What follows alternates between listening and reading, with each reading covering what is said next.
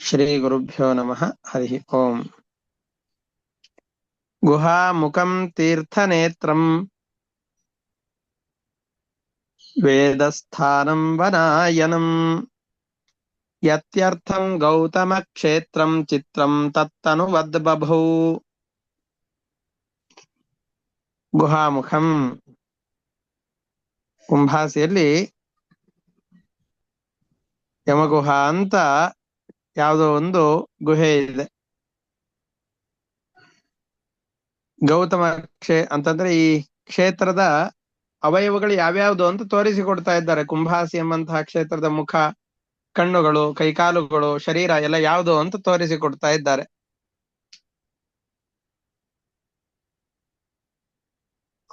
ಕುಂಭಾಸಿ ಎಂಬಂತಹ ಕ್ಷೇತ್ರದಲ್ಲಿ ಯಮಗುಹ ಎಂಬ ಹೆಸರಿನ ಗುಹೆ ಒಂದಿದ್ದು ಅದು ಈ ಕ್ಷೇತ್ರಕ್ಕೆ ಮುಖದ ಸ್ಥಾನದಲ್ಲಿ ಇದೆ. ಗುಹಾಮುಖಂ ತೀರ್ಥನೇತ್ರಂ, ಎರಡು ತೀರ್ಥಗಳು ಅಂತ ಇಲ್ಲಿ ಹೇಳ್ತಾ ಇದ್ದಾರೆ. ಅದರಲ್ಲಿ ಶೂದ್ರರಿಗೆ ಮತ್ತೆ ಬ್ರಾಹ್ಮಣರಿಗೆ ಅಂತ ಎರಡು ಪ್ರತ್ಯೇಕವಾದ ತೀರ್ಥಗಳು ಅಂತಿದ್ದು, ಅವು ಎರಡೂ ಕೂಡ ಈ ಕುಂಭಾಸಿ ಕ್ಷೇತ್ರಕ್ಕೆ ನೇತ್ರದ ಸ್ಥಾನದಲ್ಲಿದೆ ಅಂತ ಹೇಳ್ತಾ ಇದ್ದಾರೆ. ಆ ಕ್ಷೇತ್ರದವರು ತಾವು ಹೇಳ್ಬೇಕು ಅದ್ರ ಬಗ್ಗೆ. ಆಮೇಲೆ ವೇದಸ್ಥಾನಂ ಅಂದ್ರೆ ವೇದಗಳಿಗೆ ತವರು ಮನೆ ಹಾಗೆ ಇದು ಇದೆ. ವನಾಯಂ, ಮಧುವನ ಅಂತ ಇಲ್ಲಿ ಪ್ರಸಿದ್ಧವಾದಂತಹ ವನ ಇದೆ. ಇದೇ ಶರೀರದ ಹಾಗಿದೆ. ಎರಡು ತೀರ್ಥಗಳೇ ಕಣ್ಣಿನ ಸ್ಥಾನದಲ್ಲಿ ಇಲ್ಲಿ ಇವೆ. ಯತ್ಯರ್ಥಂ ಗೌತಮ ಕ್ಷೇತ್ರಂ, ಯತ್ಯರ್ಥಂ ಯತಿಗಳೆಲ್ಲ ಇರಬೇಕು ಅಂತ ಬಯಸುವಂತಹ ಗೌತಮ ಕ್ಷೇತ್ರ ಇದು. ಗೌತಮ ಋಷಿಗಳು ಬಯಸುವಂತಹ, ಗೌತಮ ಋಷಿಗಳು ತಪಸ್ಸನ್ನು ಮಾಡಿದಂತಹ ಕ್ಷೇತ್ರ ಈ ಗೌತಮ ಕ್ಷೇತ್ರ. ಯಾಕೆ? ಮಹಾಭಾರತದ ಒಂದು ಸಂದರ್ಭದಲ್ಲಿ, ದ್ವಾಪರ ಯುಗದಲ್ಲಿ ಎಲ್ಲ ಕಡೆಯಲ್ಲೂ ಕೂಡ ಭೀಕರವಾದಂತಹ ಕ್ಷಾಮ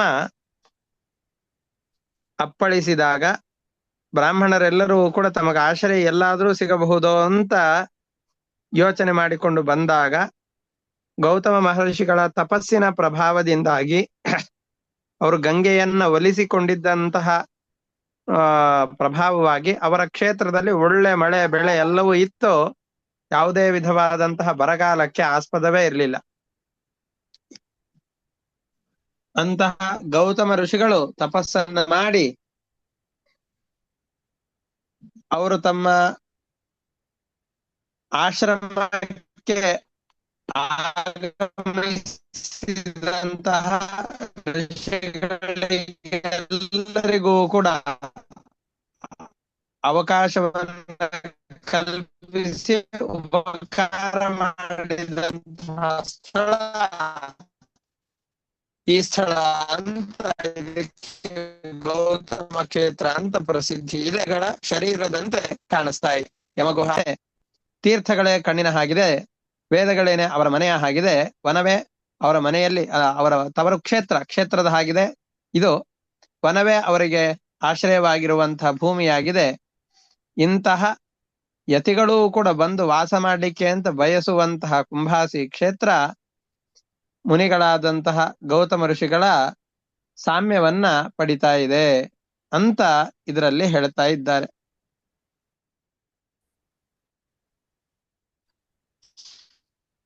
ಗುಹಾ ಮುಖಂ ಗುಹೆ ತೀರ್ಥನೇತ್ರಂ, ಎರಡು ತೀರ್ಥಗಳು ಅವರ ಕಣ್ಣಿನ ಸ್ಥಾನದಲ್ಲಿದೆ. ವೇದಸ್ಥಾನಂ, ವೇದಗಳಿಗೆ ತವರು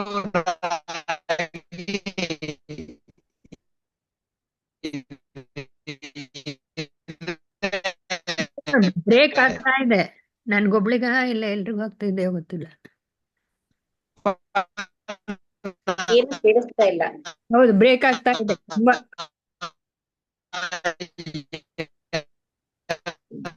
ತುಂಬಾ ಬ್ರೇಕ್ ಆಗ್ತಾ ಇದೆ ಆಚಾರ್ಯ. ಕೇಳ್ತಾ ಇಲ್ಲ, ಏನು ಕೇಳ್ತಾ ಇಲ್ಲ. ವನಗಳೇನೆ ಅವರ ಶರೀರ ನೋಡಿ ಅಂತ ಗಮನಿಸಿ. ಈಗ ಕೇಳಿಸ್ತಾ ಇದೆಯಾ?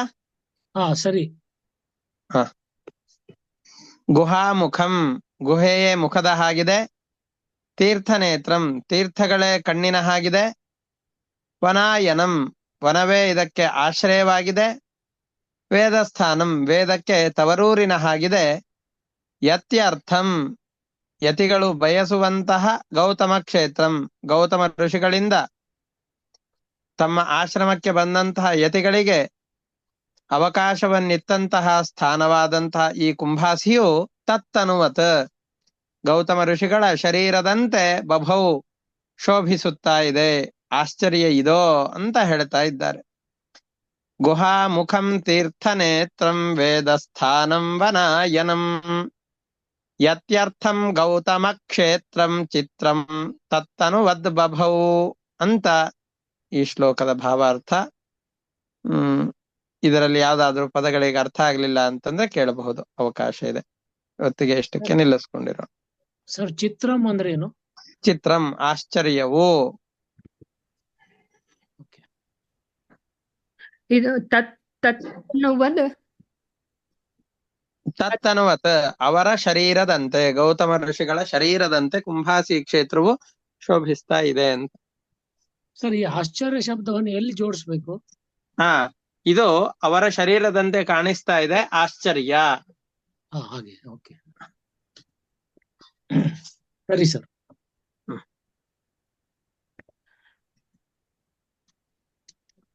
ಸರಿ. ವನಾಯನಂ ಏನಂದ್ರಿ? ವನಾಯನಂ ವನವೇ ಅವರ ಶರೀರದಂತಿದೆ ಅಂತ. ಯಾರ ಗೌತಮ ಋಷಿಗಳ ಶರೀರದಂತಿದೆ.